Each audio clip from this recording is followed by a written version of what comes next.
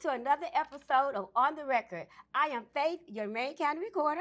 And I am JR, your Chief Deputy Recorder. Today, you guys, we have an amazing show. We are going to get rid of that misconception. People think that we assess the taxes. They do.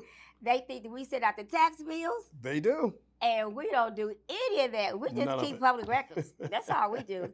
So stay tuned for an exciting show and call somebody and let them know that we're going to be talking about the taxes that are being assessed to your home this year. Stay tuned.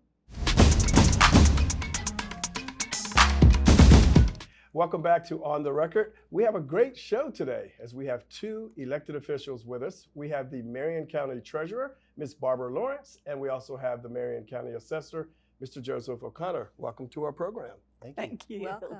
Well, before we get started, for you viewers at home, the Recorder's Office hosts public records of property transactions such as liens, deeds, mortgages, and more. And to our guests, there's going to be a quiz at the end of the show. So I hope you two can answer the question during the quiz. So again, welcome to the show. So the first question is going to be for you, Assessor Joe. What is a property record card and why is it important? Yeah, so the property record card is what holds all the information on your home or business or any piece of real estate in Marion County. For example, it's going to have who owns the property, the legal description, the address, all the descriptive identifiers, as well as all of the assessment information, like how many floors the home is, how many bathrooms, and that type of information, as well as the final assessment. So why would a customer or resident, if you will, access the property record card? What would be the need for it? Yeah, so it's always probably a good idea to just take a look at it. And you can always call the office if you need help with something needs explained. But there may be a discrepancy on there, something that we may have logged on our records that is inaccurate. For example, sometimes a detached garage may be on there.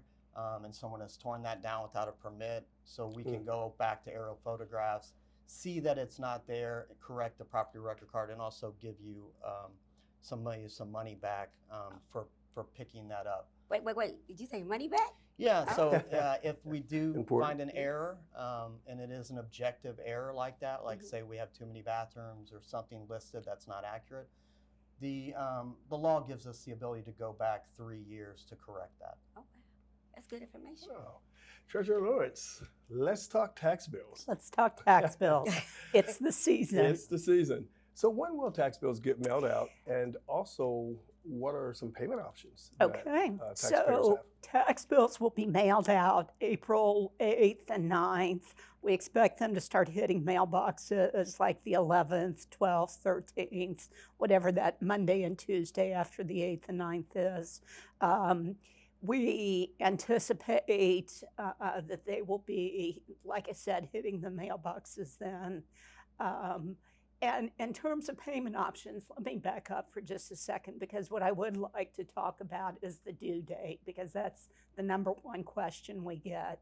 The tax bills will be due this year for pay 26 on Monday, May 11th, and it's Tuesday, November 10th.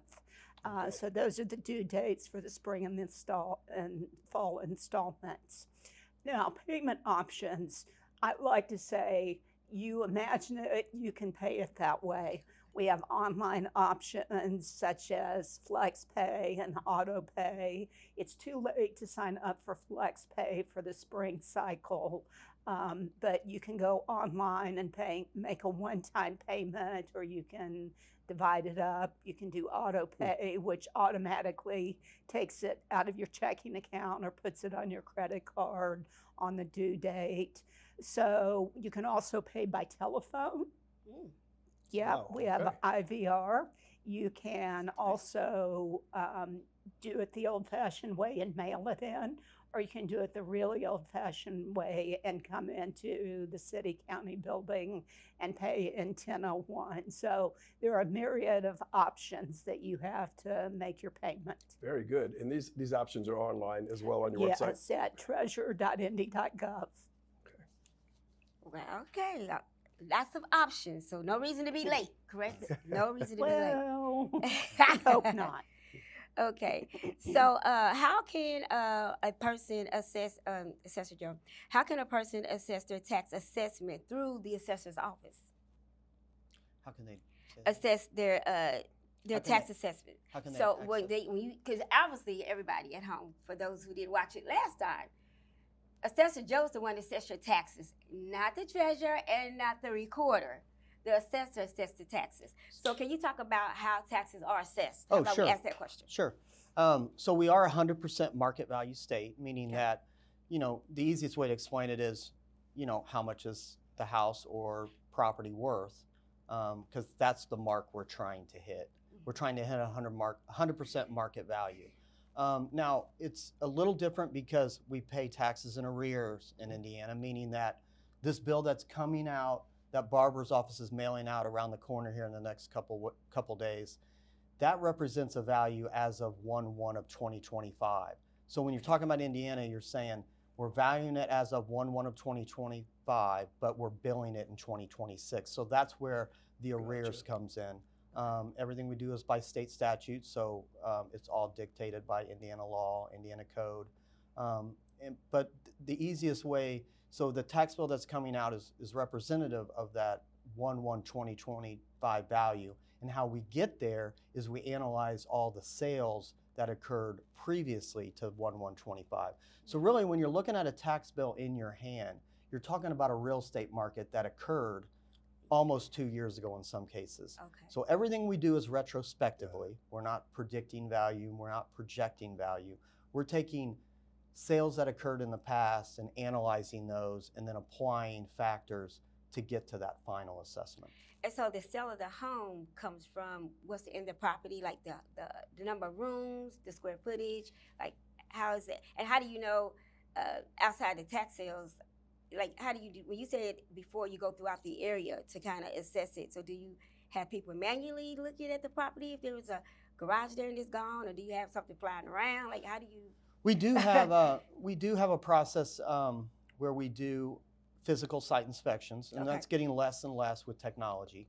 We have a lot of desktop review, meaning that you can just sit at your desk and there's aerial photography and also software that can help us identify changes, and we can even measure from the desk. So we don't send as many people out in the field, but we do still have people that go out in the field, especially commercially, where you've got to go on a building site. But we've utilized technology as much as we can to get the job done.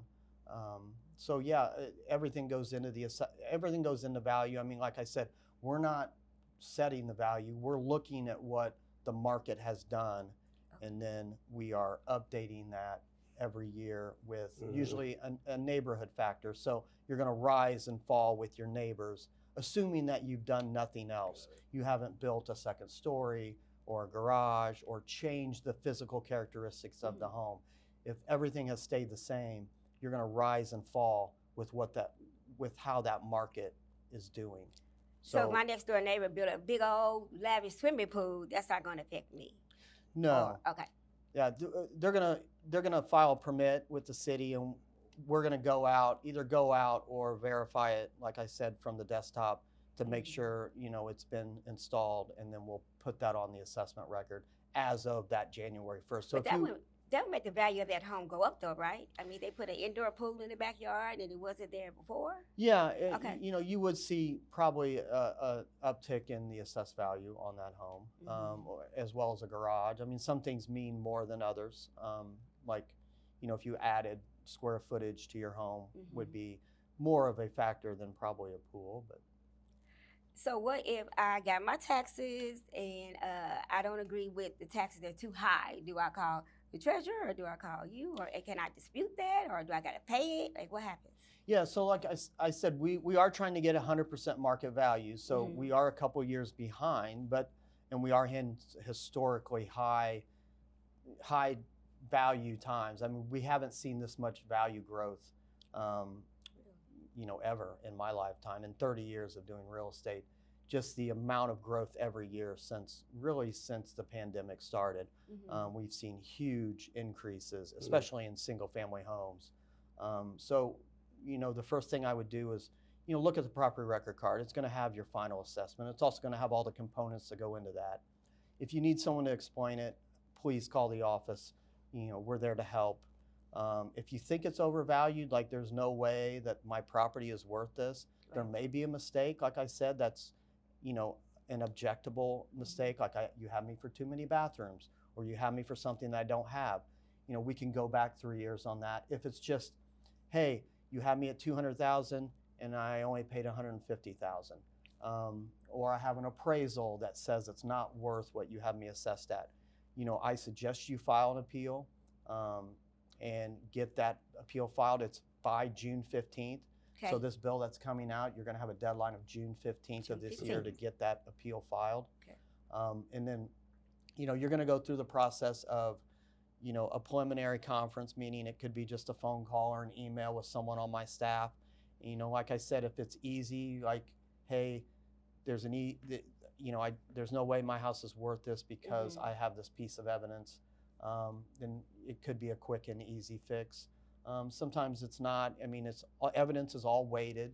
So, a sale price, appraisals, but then you could have evidence as far as condition of the property, meaning, hey, I know my neighbor's house is worth this, but I'm not because, I have a lot of deferred maintenance, or, I need to update certain things, kitchens and bathrooms, before I could ever sell it for that amount.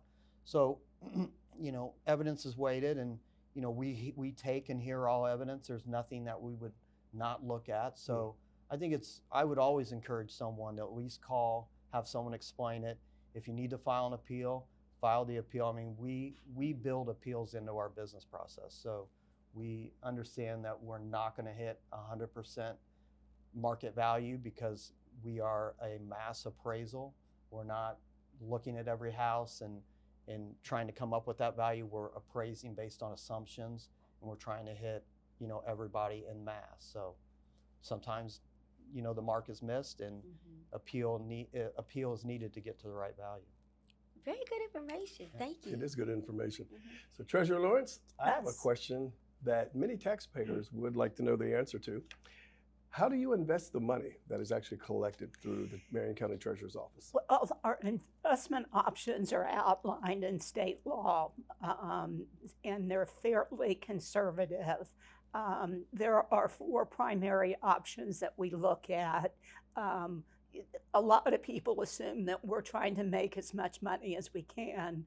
We do try to make as much money as we can, but within realistic guidelines. We have to make sure it's legal. We have to look at the yield, which is how much we earn. We look at the security, and we also look at liquidity, which is how quickly we can access the money if we need to. So those are the overarching guidelines that we utilize when we determine if we can make an investment or not. And of course, we look at the statute. A lot of times what we will invest in is certificates of deposit. We've been given the flexibility to buy certain municipal bonds. So if the airport authority issues bonds, we could buy one of those, or the building authority, we could buy those. But a lot of it is invested with banks with certain terms. So like depending on what the interest rates would be, if we get a better rate with a 1-year CD or a 3-year CD, we would factor that in. We can also buy what are called agencies of the federal government, and this is generally agencies like Fannie Mae or Fannie Mac, where we can buy those for investments and get a return. So it's consistent with state law. We do have a lot of flexibility, but for the liquidity reasons, we have a tendency to keep them in very manageable, segmented investments. Okay, so you do have some flexibility, or the flexibility to be able to mitigate risk, for instance, through the terms, through different term options. Absolutely. Excellent. And the other thing that we use is a local government pool. A lot of times that means we invest in a group known as Trust Indiana, and it's managed through the state treasurer's office. and we use that as a benchmark to determine what interest rates we can. And of course, it's been a fairly volatile interest rate over the past year with interest rate declines. And of course, interest rate declines are good in general because interest rates are going down. However, the converse of that is that our investment rates are going down too, so we're not going to make as much. But it all evens out in the end, and all of the money that is invested and comes back in is put into the general fund. A lot of people assume that goes to fund the treasurer's office. It does not. We have a benchmark. We like to shoot for 20 million. We've seen that a couple of years because interest rates were high. We probably are not going to see 20 million this year because of interest rate declines, but we invest consistent with state law, and actually I have someone on staff that manages that for me. He does an outstanding job, so. It's a full-time job in itself, yeah. Pretty much, Absolutely. but he manages to put the budget together too, so. So what is the definition of a general fund? The general fund is called the general fund because it's the main fund that goes to fund county government and city government. So it's for the benefit of everyone. So rather than going to just the treasurer's office or just the recorder's office or just the assessor's office, it literally goes into the general fund, which is used to fund the general operations of city and county government. Okay. Is there anything else that your office does that you think may be important for the viewers at home? Well, we do a lot of stuff. What we are most known for, and probably the least popular for, is sending out the property tax bills. And as I noted, those are going out. About 385,000 of them will be mailed out. Yes. So we send out the property tax bills, and then we answer all of the questions and refer as needed. So we bill, we collect, which is what we're coming into now, the phase we're coming into now, where people actually start paying their bills. So bill, collect, invest, which we've already talked about, how we invest. And then the final thing that we do is actually work with the auditor's office, and I believe Auditor Eldridge has been on the show. Yes. We work with the auditor's office to actually distribute the property tax and other tax revenues to the local forms of government, whether it's the town of Speedway or Southport or the library authority, so that we work with the auditor's office to make sure that they get the amount that's consistent with their budget order. So it's a year-round busy Bill, collect, and invest. Yeah. Bill, collect, and invest. Is that a jingle? Bill, collect, and invest. Bill, collection, and thinking of jingles. Is it quiz time? I think it might be quiz time. Okay. So, the Marion County Recorder's Office holds public records of property transactions such as Liens, deeds, mortgages, and more. Very good. You guys got it. Okay, so We passed before the we test. go, those important dates one more time. The Sure. bills will be going out around May 8th and 9th, and will be actually hitting mailboxes 11 and 12. Okay. The property tax due date for the spring installment is May 11th, and for the fall installment is November 10th. Okay, May 11th and November 10th. Okay. And if there's an appeal, when do they have to? Yeah, so to appeal this year's bill will be June 15th of this year. June 15th. Okay. Excellent, Well, excellent. you guys heard it here on the Record. They went on the record with a lot of information. And so we hope you guys enjoyed the show. We'll see you next time. Thank you. And for the 365,000 of you who will be receiving your tax bills, please make sure that you take a special look at this property fraud alert that we are sending out from my office to help you get ahead of it. Scamming is real, and who wants to get scammed to get something that you're getting paid taxes on? Thank you. Well, Chief, I must say, that was probably the most informative show that we have had this year so far. Absolutely. Very, very informative on both agencies. You know, Yes. it cleared up a lot of misconceptions, I think. I that think people so. have. I really think so. So with those misconceptions, let's make sure that people know at home what are the important dates that they need to remember when it comes to their tax bills. That's right. So tax bills will be going out May 11th, Okay. and also on May 11th for the spring, and also November 10th for the fall. Very That's important. when it's due. That's when it's they're being mailed out That's right when now. it's due. They're being Right. mailed out earlier. And what if I Correct. want to appeal those taxes that I got Okay, in the so mail? from the assessor side, if you Yes. want to appeal your assessed value, you have until June 15th of this year. Okay. So look for your tax bills. In Start May. making that preparation Okay. by June 15th. All right, so you guys heard it here. The misconception is over. I am not the Marion County Treasurer. I am not the Marion County Assessor. I am your Marion County Recorder, and we hope that you all at home found a treasure in your home. Thank you.